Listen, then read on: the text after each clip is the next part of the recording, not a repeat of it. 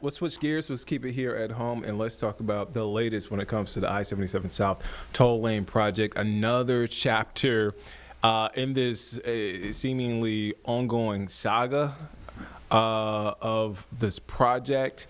This time, we are hearing from leaders in Monroe.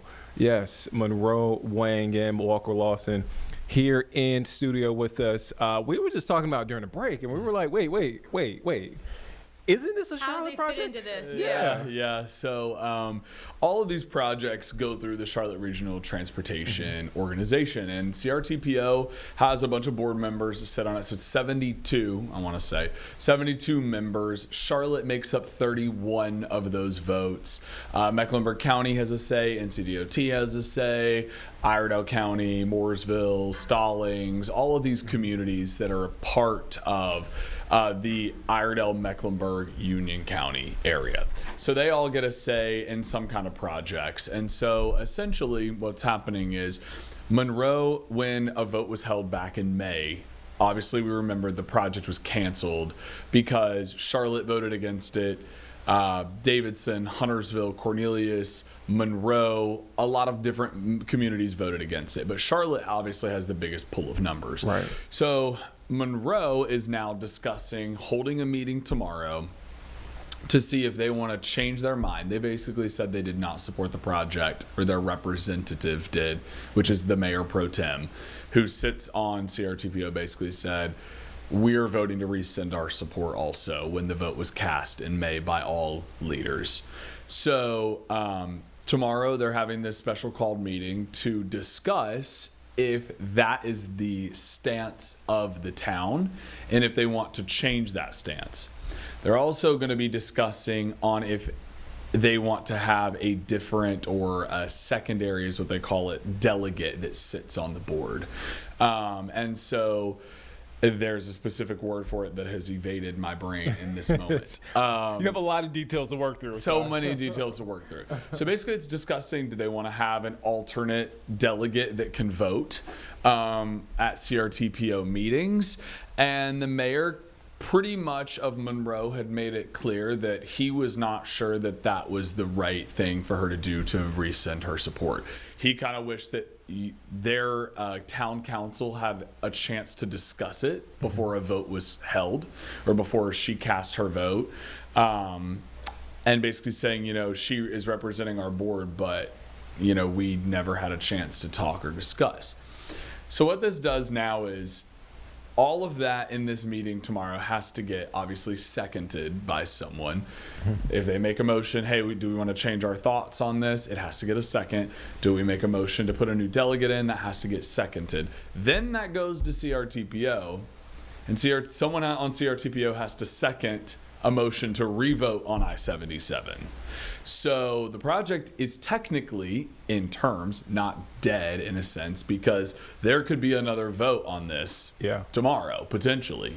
Now the thing is, will anything change? Because Monroe is only, they don't hold as many votes as the city of Charlotte, but it would be interesting to see if any other communities have also decided to flip their votes. Like, would any of the northern towns flip? Would Mint Hill? Would any other places change their vote, and does it add up enough to flip the vote?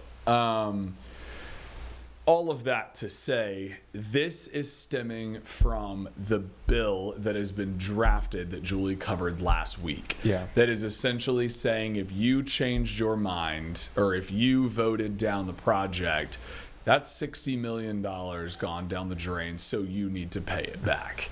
And the mayor essentially was like, in our interview, the mayor of Monroe was essentially saying, that's a big bill for us to foot. So we need to sit here and ask, is this really what we want? Like, is this really what Monroe's agreeing to? Now, obviously, there's provisions in there that explain how much towns would pay based on how much leverage they have in this say. But it really is opening this big conversation of what even is happening at this point. I mean, you would think the project's dead, then you think it's alive, then you think it's dead again, then you think it's alive again. So we're going back and forth. And I'm even having conversations with city leaders here in the city of Charlotte.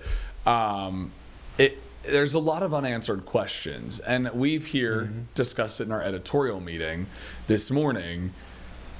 How many times are we going to vote on this? Are we just going to keep going back and forth, and every single time we change our mind, Right. we want to change our mind? So I actually reached out to CRTPO to get some legal advice from them. CRTPO is the group that they're voting on. And they just responded to me and said that the board can keep voting on new resolutions as long as the resolution is properly on the agenda, and that if members wish to reconsider their vote, they may do so at any meeting within the quarter. The last meeting of this quarter is June 30th, which means tomorrow is the last meeting in the quarter. So essentially, could the project happen? Maybe. So are we just going round and round? It feels like we're going round and round. Okay. That's what I'm hearing. Yes. If we have questions and there is some confusion from our end, Yeah. Yeah. I can only think like the viewer, the residents That are impacted. Yeah. are 1,000% confused. Yeah, and it's weird because I think the average human is not involved or watching a Charlotte Regional Transportation Authority meeting. Yeah. Probably not, no.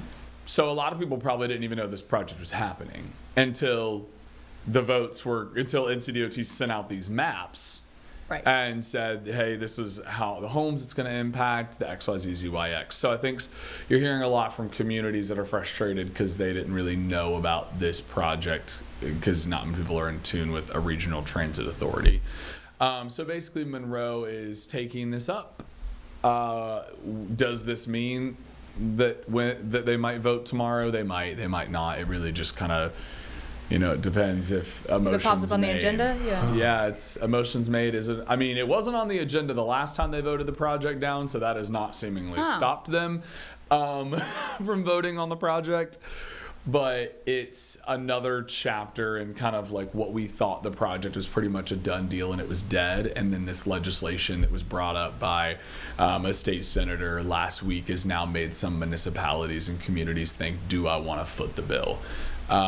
And I think there's still a lot of questions because you look at it as, we would need to clarify with the senator that drafted the bill. But from my understanding, the bill says, if you voted against the project, you would then be owing the money back. But the question is, Charlotte did flip its vote, yes. Yeah. And some other places did flip their votes. But does that mean that now Cornelius, Davidson, and Huntersville communities north that already voted no the first time are now somehow responsible again for it coming up again? Yeah. So I think there's a ton of questions. Even Julie's last story, she mentioned there are legislators that are looking to see if this is even allowed because this bill was drafted after a vote was held. Right. So, After the fact. Yeah. So there's a lot. Mecklenburg County is meeting and I-77's on their agenda tonight. I don't know what that looks like.